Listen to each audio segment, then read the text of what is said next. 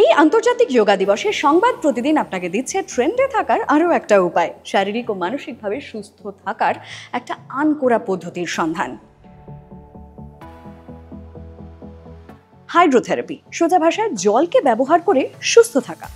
বিভিন্ন chronic conditions যেমন রুমেটয়েড arthritis, osteoarthritis বা অ্যাঙ্কেলজিং স্পন্ডিলাইটিস রোগীদের ক্ষেত্রে চিকিৎসার সাথে সাথে রোগজনিত স্ট্রেস ও অ্যাংজাইটির মোকাবিলায় হাইড্রোথেরাপি খুবই উপকারী।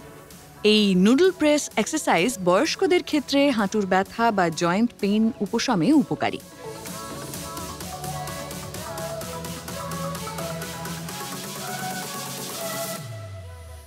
সার্জারির পর শরীর সুস্থ হতে লো ইম্প্যাক্ট এক্সারসাইজের দরকার হয়।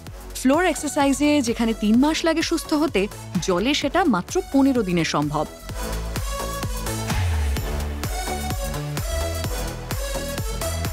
অটিস্টিক বা ADHD কন্ডিশনস যে বাচ্চাদের আছে তাদের জন্য হাইড্রোথেরাপি খুবই উপকারী।